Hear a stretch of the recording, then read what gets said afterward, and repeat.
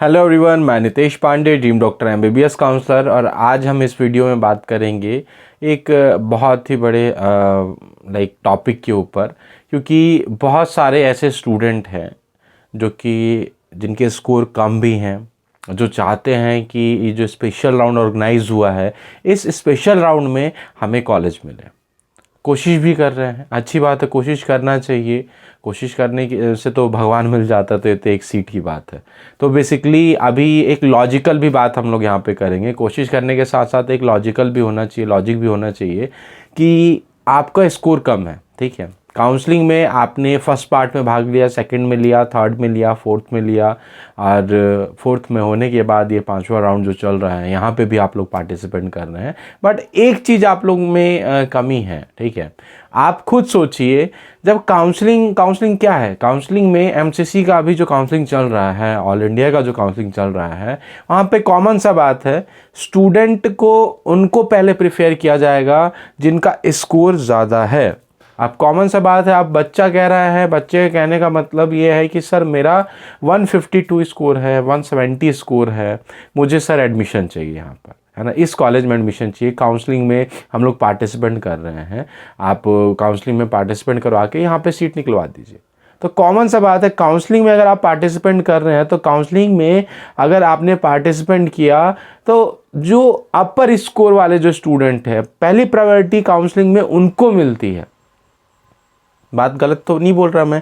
जो 300 स्कोर है, तो पहले आपको मिलेगा 150 वाले को या 300 वाले को मिलेगा। तब मेरे पास कॉल्स आ रही हैं, क्वेरीज आ रही हैं कि सर मेरा ये स्कोर है, हम लोग यहाँ पे काउंसलिंग से भाग लेते हैं, तो भाग लेने के बाद यहाँ पे हमको सीट निकल जाएगा। तो इस गलतफहमी में आप लोग क्यों हैं और अभी तक क्यों हैं?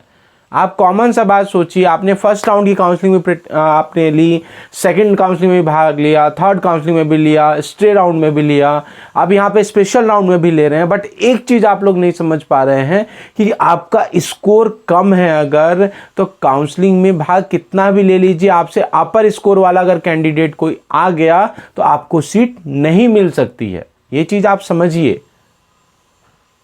क्योंकि आपके अलावा और भी स्टूडेंट हैं यहाँ पर। यहाँ पे सीट्स कितनी हैं आप खुद देख सकते हैं। सीट्स वैकेंट जो आई है स्पेशल राउंड में 2182, इट्स मीन 2182 सीट्स वैकेंट आई है।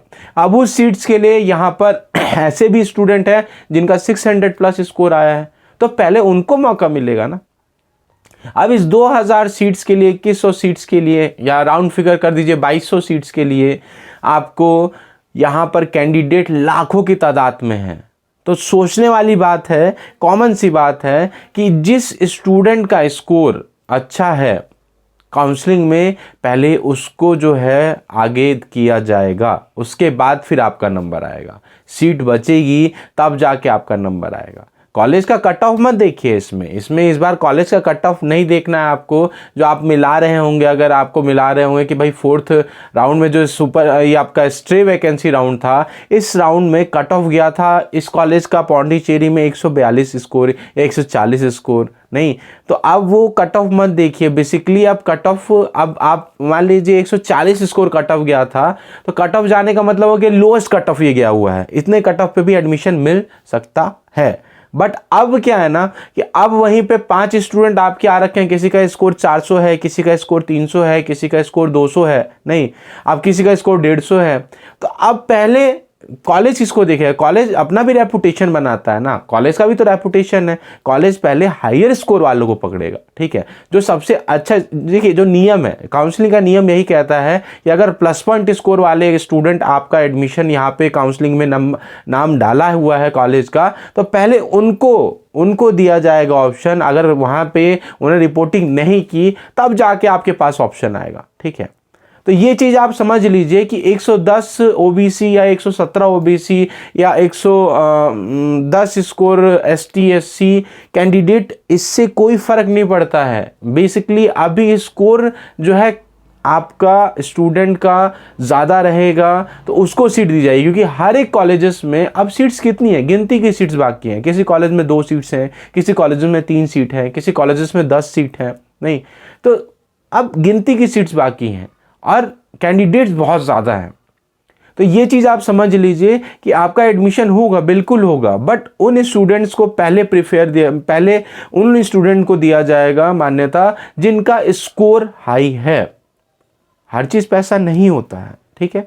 और अगर किसी को किसी भी तरह से हेल्प चाहिए मेरी कि सर एडमिशन कराना है, तो हेल्प के लिए हमारा जो नंबर है, हमारे काउंसलर से आप बात कीजिए। हमारी तरफ से जो हेल्प आपको दी जाएगी वो हम बिल्कुल करेंगे। कोई भी स्कोर है जिसको एडमिशन चाहिए तो उसके लिए हम जो भी हेल्प कर पाएँ वो हम बिल्कुल करेंगे। आप हमारे जो नंबर है, हमारे जो काउंसलर है, उनसे कांटेक्ट कीजिए और आपको अच्छे से अच्छा कॉलेज हम लोग कोशिश करेंगे वहाँ पे आपको निकालने की, चाहे स्कोर कोई भी हो, ठीक है। डिपेंड करता है काउंसलिंग के ऊपर, उस हिसाब से काउंसलिंग की जाएगी कि आपको वहाँ पे कॉलेज मिले। और सबसे बड़ी बात यह है कि अब जो स्टूडेंट्स हैं जिनका स्कोर कम है, ठीक है, उनको क्या हो रहा है कि सर मुझे ये कॉलेज चाहिए, मुझे ये कॉलेज चाहिए। तो अब आपके पास ऑप्शन देने का काम नहीं है, आपको कॉलेज वही मिल पाएगा जिसमें आपका एडमिशन हो सकता है, क्योंकि सीट है गिनती की। तो आपको अब ऑप्शन या चॉइसिंग आपको नहीं रहेगा कि भैया ये कॉलेज मुझे चाहिए, मेरा आप इसमें एडमिशन करा दीजिए, ये पॉसिबल नहीं हो सकता है। कॉलेज आपको वही मिलेगा जिसमें आपका काम हो सकता है, जहाँ पे सीट्स अवेलेबल होंगी। ऐसा आपका मनचाहा वाला टाइम चला गया। और जिसका स्कोर ही नहीं है, जिस स्टूडेंट का स्कोर ही कम है, जस्ट तक क्वालिफाई स्कोर है, 150 स्कोर है, 200 स्कोर है, तो उसको जो कॉलेज मिल जा रहा है वही बड़ी बात हो जाती है, ठीक है। तो इस चीज़ का ध्यान रखिए कि आपका स्कोर के बेस पे आपको जो कॉलेज मिल सकता है वही कॉलेज में आपका एडमिशन होगा। आपके चॉइसिंग पे आपको एडमिशन नहीं मिल पाएगा। और कोई भी जो जानकारी आपको चाहिए हो तो आप हमारे दिए हुए नंबर पे कॉल कीजिए। किसी भी तरह से कोई हेल्प चाहिए एडमिशन के रिगार्डिंग या एडमिशन के लिए, तो आप हमारे काउंसलर से बात कर सकते हैं। आपको पूरा सहयोग यहाँ पे दिया जाएगा और आपको सीट निकाल के दिया जाएगा जिसमें आपको मिल सकता है, चाहे स्कोर आपका जो भी हो। अलविदा कहेंगे हम, नेक्स्ट वीडियो में फिर मिलेंगे कुछ न्यू अपडेट्स के साथ। तब तक के लिए जय हिंद, जय भारत।